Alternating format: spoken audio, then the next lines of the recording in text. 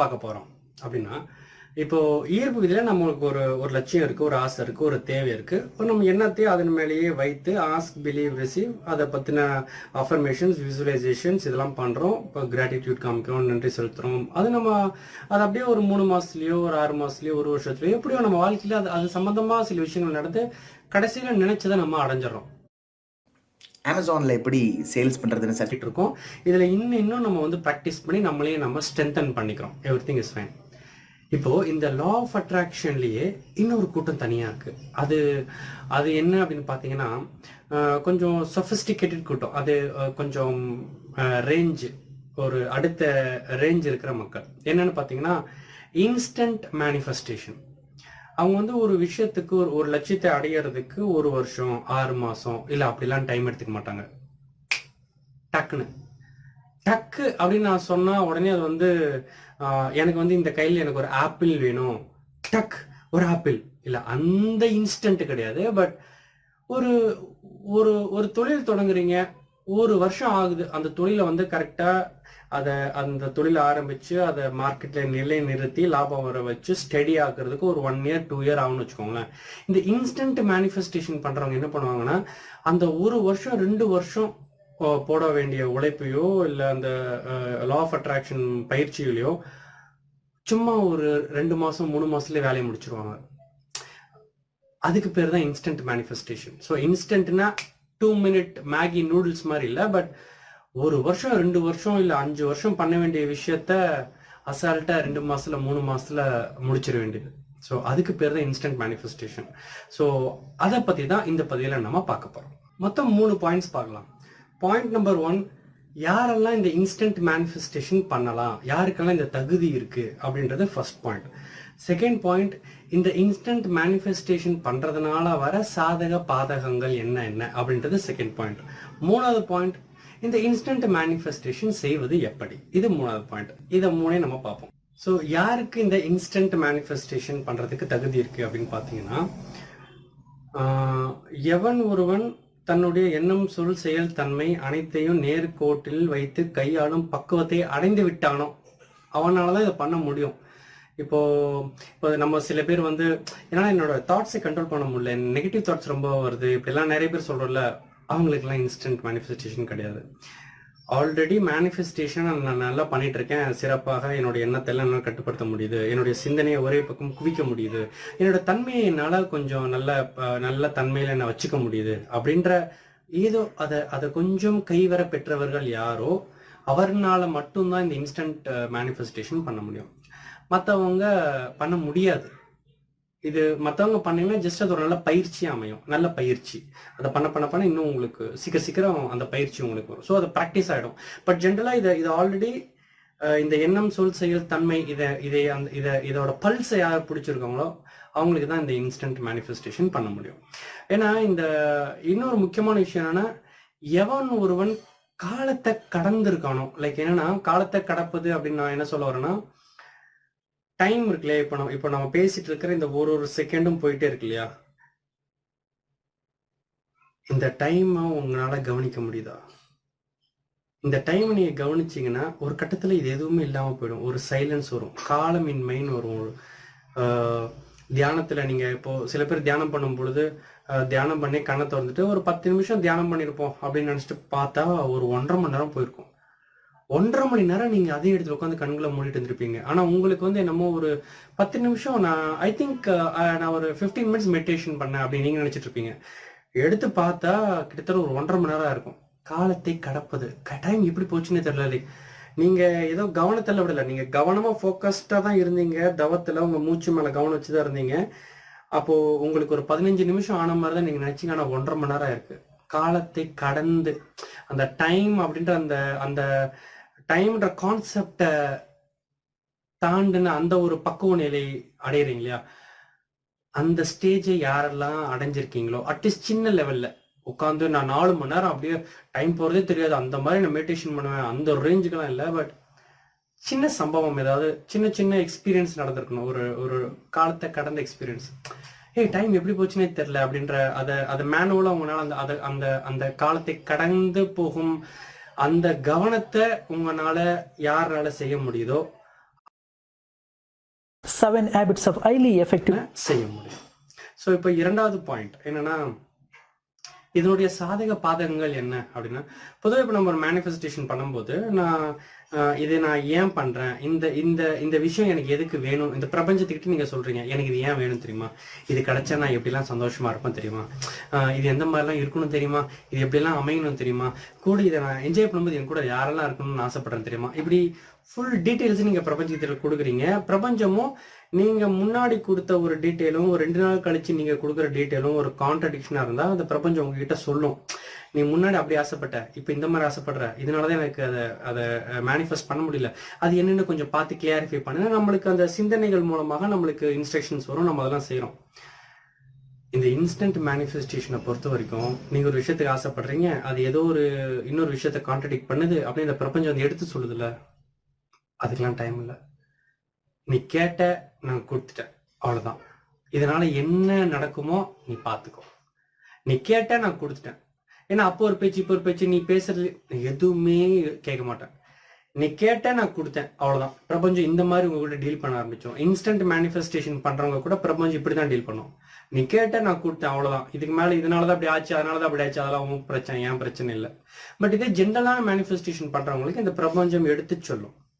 அவங்களுக்கு பின் மண்டையில ஒரு வாய்ஸ் கேட்கும், இதை பண்ணலாமா வேணாமா, இது பின்னாடி அந்த இன்ஸ்டிங்க்ட் எல்லாம் வேலை பார்க்கும். ஆனா இந்த இன்ஸ்டன்ட் மேனிஃபெஸ்டேஷன் பண்றவங்களுக்கு அதெல்லாம் எதுவுமே கிடையாது. நீ கேட்ட, நான் கொடுத்தேன், அவ்வளவுதான், டீல். அதுதான் இதனுடைய நல்ல விஷயமா தான், கெட்ட விஷயமா தான். ஸோ நீங்க எப்படி பயன்படுத்துறீங்க, உங்களுக்கு எந்த அளவுக்கு பக்குவம் இருக்கோ அதை பொறுத்தது அது. ஸோ இப்போ 3வது பாயிண்ட், இந்த இன்ஸ்டன்ட் மேனிஃபெஸ்டேஷனை செய்வது எப்படி. சரி, அதுக்கு முன்னாடி நான் ஒரு டிஸ்க்ளைமர் போட்டுக்கிறேன். என்னன்னா, ஒரு இன்ஸ்டன்ட் மேனிஃபெஸ்டேஷன் செய்யறது எப்படி இப்போ நான் உங்களுக்கு சொல்ல போறேன், இன்னும் கொஞ்ச நேரத்தில் உங்களுக்கு தெரிய போகுது. ஆர் நீங்க இது போல வேற நிறைய எல்லாம் நெட்ல பார்த்துருப்பீங்க. ஓகே, பட் அப்படியா உடனே அப்போ எவ்வளோ பேர் இதை செஞ்சு டக்குன்னு இன்ஸ்டண்டா விஷயங்களை மேனிஃபெஸ்ட் பண்ணியிருக்கணும் அப்படின்னு நீங்க எடுத்து பார்த்தீங்கன்னா, இல்லை அப்படி ரொம்ப சக்ஸஸ் ஸ்டோரிஸ் உங்களுக்கு ரொம்ப தெரியாது வெளியே. ஏன்னா இன்ஸ்டன்ட் மேனிஃபெஸ்டேஷன் அவ்வளவு ஈஸி கிடையாது. ஆக்சுவலாக அது செம்ம ஈஸி. ஆனா அது எப்படின்னு தெரிஞ்சு அந்த பயிற்சியை நீங்க கரெக்டா முடிக்காத வரைக்கும் அது ரொம்ப கஷ்டம். பட் அந்த பயிற்சியை நீங்க கரெக்டா முடிச்சு அந்த அந்த அந்த நாக்கை நீங்க பிடிச்சிட்டீங்கன்னா then it is very easy. So actually instant manifestation tough இல்லை, பட் அந்த நாக்கை புரிஞ்சுக்கிறதுல தான் இருக்கு விஷயமே. அதுதான் அதுக்கு நீங்க முயற்சி பண்ணும். அது இந்த ஒரு வீடியோவை பார்த்த உடனே இப்படிதான் பண்ணணுமா அப்படின்னு தெரிஞ்ச உடனே பண்ணணும் உங்களுக்கு வராது. அது நீங்க தொடர்ந்து பயிற்சி பண்ணணும், உங்களை நீங்க டியூன் பண்ணணும். எவன் உழைக்கிறானோ அவனுக்கு தானே கிடைக்கும். எதுவுமே ஓசியில ஈஸில எல்லாம் கிடைக்காது. லா ஆஃப் அட்ராக்ஷன்ல வந்து சொல்லும் பொழுது நீங்க ஜஸ்ட் யோசிச்சா மட்டும் போதும், ஆசைப்பட்டா போதும் அப்படிம்பாங்க. அப்படியாண்டு உள்ள போனதுக்கு அப்புறம் தான் நம்மளுக்கு ஆசைப்படுறதுனால எப்படி ஆசைப்படணும் தெரியுமா, ஆசைப்படுறதோடைய எப்படி ஆசைப்படணுன்றதே பெரிய பாடம் எடுக்கிறாங்கல்ல, அது போலதான் இன்ஸ்டன்ட் மேனிஃபெஸ்டேஷனும். கேட்கறது ஈஸியா இருக்கும், டக் டக்குன்னு செஞ்சிடலாமா அப்படின்னு இருக்கும். பட் பயிற்சி பண்ணாதான் அந்த நாக்கை பிடிக்க முடியும். அதை நீங்க பிடிச்சிட்டீங்கன்னா கெத்து, நீங்க நினைச்சதையும் மேனிஃபெஸ்ட் பண்ணலாம். ஓகே, இப்போ எப்படி பண்றதுன்னு பார்ப்போம்.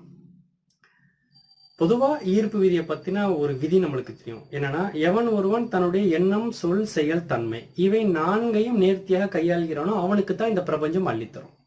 எண்ணம், சொல், செயல், தன்மை. ஓகேவா? இப்போ ஃபர்ஸ்ட் உங்களுக்கு என்ன வேணுமோ, உங்களுக்கு என்ன மேனிஃபெஸ்டேஷனுக்கு ஆசைப்படுறீங்க, இன்ஸ்டன்டா டக்குன்னு இப்போ ஒன்று வேணும்னு ஆசைப்படுறீங்களா, அது என்னவோ அதை ஃபிக்ஸ் பண்ணிட்டு முதல்ல எதை ஃபிக்ஸ் பண்ணீங்களோ அதை தன்மைக்கு டிரான்ஸ்ஃபர் பண்ணுங்க. உதாரணத்துக்கு இப்போ நீங்க ஒரு பொருள் நிறைய சம்பளம் வேணும் ஆசைப்படுறீங்க, நிறைய பணம் வேணும், எனக்கு மாசம் எனக்கு லட்சக்கணக்கில் வருமானம் வரணும் அப்படின்னு ஆசைப்படுறீங்கன்னா, அப்போ லட்சக்கணக்கான பணம்ன்றதை மாத்தி ஒரு ஃபினான்ஷியல் ஃப்ரீடம், ஒரு சுதந்திரம், ஒரு பொருளாதார சுதந்திரம், அந்த ஃபீல். स्टॉक मार्केट में एक ऐसा रिवोल्यूशन आ रहा है, இத்தனாம் தேதிக்கு இந்த பணம் கட்டணும், இவனுக்கு இந்த பணம் கொடுக்கணும், இவன் இவ்வளவு சம்பாரிச்சாகணும் இப்படின்ற எதுவுமே இல்லாம பணம் வாட்டுக்கு வருது, நீங்க வாட்டுக்கு ஜாலியா இருக்கீங்க, எந்த பிரச்சனையும் இல்லை. ஒரு பொருளாதார சுதந்திரம். ஸோ அந்த மாதிரி. ஸோ உங்களுக்கு வேணுன்றது பணம், நீங்க மேனிஃபெஸ்ட் பண்ண நினைக்கிறது பணம். ஆனா அந்த பணத்தை பெயர் மாற்றி பொருளாதார சுதந்திரம் அப்படின்னு மாத்தி வச்சுக்கோங்க. அது ஒரு தன்மையா மாத்தி வச்சுக்கோங்க. உதாரணத்துக்கு பணம் சொன்னா இப்ப நீங்க எது வேணா இருக்கலாம், நீங்க ஆசைப்படுற அந்த இன்ஸ்டன்ட் மேனிஃபெஸ்டேஷன் எதுக்கு வேணா இருக்கலாம். பட் அது எதுவோ அதனுடைய தன்மைக்கு மாத்தி எடுத்து வச்சிருங்க, ரெடியா எடுத்து வச்சுட்டு ஓகே இதுதான் அப்படின்னு அந்த தன்மை பொருளாதார சுதந்திரம் அப்படின்ற அந்த தன்மை எடுத்து ஒரு ஓரமா வச்சுட்டு, இப்போ எண்ணம், சொல், செயல், தன்மைன்ற இந்த 4 விஷயத்துல ஃபர்ஸ்ட் எண்ணத்தை எடுக்கிறோம். சரி, டோட்டலா இந்த இன்ஸ்டன்ட் மேனிஃபெஸ்டேஷன் பண்றதுக்கு எவ்வளவு நேரம் ஆகுது அப்படின்னு பாத்தீங்கன்னா மொத்தம் 32 செகண்ட் தான் ஆகும். ஆனா இந்த 32 செகண்டும் நீங்க அவ்வளவு நேர்த்தியா கவனமா நேர்கோட்டில் வச்சு கையாண்டீங்கன்னா முடிஞ்சு போச்சு. நீங்க ஜஸ்ட் 32 செகண்ட்ஸ் பாஸ், 32 செகண்ட்ஸுக்கு நீங்க அதை பண்ணிட்டீங்கன்னாலே ஆர்டர் கொடுத்தாச்சு. நீங்க பிரபஞ்சத்துக்கு ஆர்டர் கொடுத்தாச்சு, வந்துடும், கன்ஃபார்ம் டிக்கெட் வந்துடும். ஸோ இப்போ இந்த எண்ணம், சொல், செயல், தன்மை 8 8 8 8, எண்ணத்துக்கு ஒரு 8 செகண்டு, சொல்லுக்கு ஒரு 8 செகண்டு, செயலுக்கு ஒரு 8 செகண்டு, தன்மைக்கு ஒரு 8 செகண்ட், மொத்தம் 32 செகண்ட்ல மேனிஃபெஸ்டேஷனே முடிஞ்சு. ஸோ எப்படி அதை பண்றது அப்படின்னு பார்த்தீங்கன்னா, ஃபர்ஸ்ட் 8 செகண்ட்ல எந்த எண்ணமும் இருக்கக்கூடாது. ஸோ ஃபர்ஸ்ட் நீங்கள் இன்ஸ்டன்ட் மேனிஃபெஸ்டேஷன் பண்ண உட்காரும்போது முதல்ல உட்காந்து உங்களே அமைதிப்படுத்தி, சாந்தப்படுத்தி, எண்ணங்கள் எல்லாம் கட்டுப்படுத்தி, பாசிட்டிவ் ஆகி, கிராட்டிடியூடு, நன்றினோடதெல்லாம் சொல்லி என்ன வேணுன்ற இதுக்கு தான் நான் மேனிஃபெஸ்ட் பண்ணுறேன்ற அந்த விஷயத்த முடிவு பண்ணி அதை தன்மையாக மாற்றி அந்த தன்மையை உணர்ந்து அதை ஒரு ஓரமாக எடுத்து வச்சுட்டு, அதுக்கப்புறம் ஃபஸ்ட்டு உங்கள் எண்ணத்தை முழுசாக கண்ட்ரோல் பண்ணுறீங்க. 8 செகண்ட், 8 செகண்டுக்கு உங்கள் மண்டைக்குள்ளே எந்த எண்ணமும் வரக்கூடாது. கண்களை மூடி இருக்கும்போது ஒரு கருப்பு ஏரியா இருக்கா, அதுல எதுவுமே வரக்கூடாது, இமேஜ் இருக்கக்கூடாது, எதை பற்றி நீங்க சிந்திக்க கூடாது, எந்த தாட்டும் வரக்கூடாது. 8 செகண்ட், வெறும் 8 செகண்ட் பியூர் பிளாங்க். ஸோ இப்போ அடுத்த 8 செகண்ட் சொல். 8 செகண்டுக்கு எண்ணங்கள் எதுவுமே இல்லாம அமைதியா இருக்கும் போதே அது ஒரு 5வது 6வது செகண்ட் வரும்பொழுதே பின்னாடி பக்கம் ஒரு டாபிக் மைண்ட் வாய்ஸ் வர ஆரம்பிக்கும். ஒரு வாய்ஸ் உங்க மனசாட்சி பேச ஆரம்பிக்கும். பார்த்து 8 செகண்ட் எந்த எண்ணமும் வரல, இல்லை பார்த்துக்க எதுவும் இல்லை, எந்த எண்ணமும் வரக்கூடாது, கண்ட்ரோல். ஏதோ ஒரு வாய்ஸ் அது நம்மளுக்கு கைடு பண்ற மாதிரியே நம்ம கூடவே இருக்க மாதிரியே வரும். ஆனால் அந்த வாய்ஸ் ஒன்று வரும்ல, அந்த வாய்ஸை கட் பண்ணணும் வெறும் 8 செகண்டுக்கு. ஸோ அதுதான் அடுத்த 2வது 8 செகண்ட். அந்த 8 செகண்டுக்கு மைண்ட் வாய்ஸ் எதுவுமே இருக்கக்கூடாது. இப்போ அடுத்த 3வது 8 செகண்ட். இந்த 8 செகண்ட்ல செயல். இந்த செயல்ல என்ன பண்ண போறோம், நம்ம எந்த செயலும் செய்ய போறது இல்லை. எந்த செயலும் செய்யாமல் அமைதியாக இருக்கும் இந்த உடம்ப நீங்க கவனிக்கணும். இந்த உடம்ப 8 செகண்டுக்கு அசையாம இருக்கிற இந்த உடம்ப நீங்க கவனிக்கணும். எந்த செயலும் இல்லை, அமைதி. எந்த எண்ணமும் இல்லை, எந்த சொல்லும் மைண்ட் வாய்ஸ் இல்லை. அடுத்த 3வது 8 செகண்ட் உங்க உடம்ப மட்டும் கவனிக்கிறீங்க. ஸோ இப்போ உடம்புக்கு ஃபுல்லா ஒரு ஃபீல் வரும். அந்த ஒரு ஃபீல்னு நான் சொல்லும் போது ஏதோ சந்தோஷமான சுகமான ஃபீல் இல்லை. ஆரம்பத்துல நீ இந்த பயிற்சி பண்ணும்போது ஒரு அன்ஈசினஸ் வரும், ஒரு அன்கம்ஃபர்டபுள் வரும். அது இருப்பு கொள்ளாது. சிம்பிளா சொல்லணும், இருப்பு கொள்ளாது. அது ஏதாவது பேசணும், ஏதாவது இமேஜ் வேணும், அதுக்கு ஏதாவது சிந்திக்கணும், அதுக்கு இருக்கும், அது உடம்பில் அசைக்கணும், அதுக்கு ஏதாவது பண்ணணும்.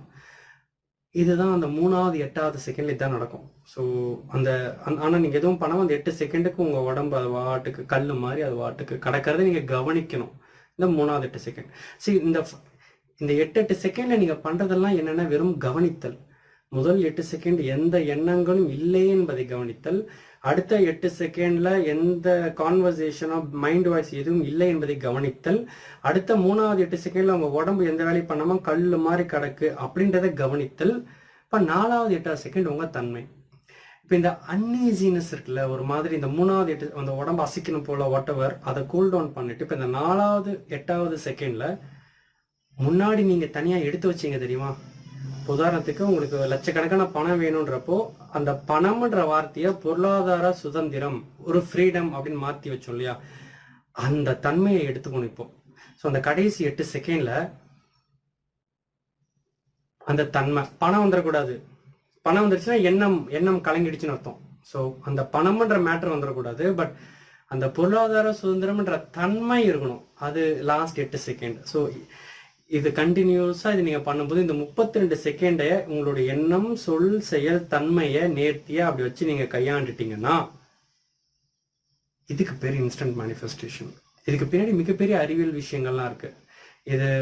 இதுக்குள்ள பிரக்ஞை இருக்கு, இதுக்குள்ள எனர்ஜி சோர்ஸ் இருக்கு. இது நிறைய விஷயங்கள் இதுல பேசலாம். கான்சியஸ்னஸ், சூப்பர், எந்தெந்த டாபிக் எதுனாலும் இதுக்குள்ள பேசலாம். இந்த 32 செகண்ட் இத்தனை நடக்குது.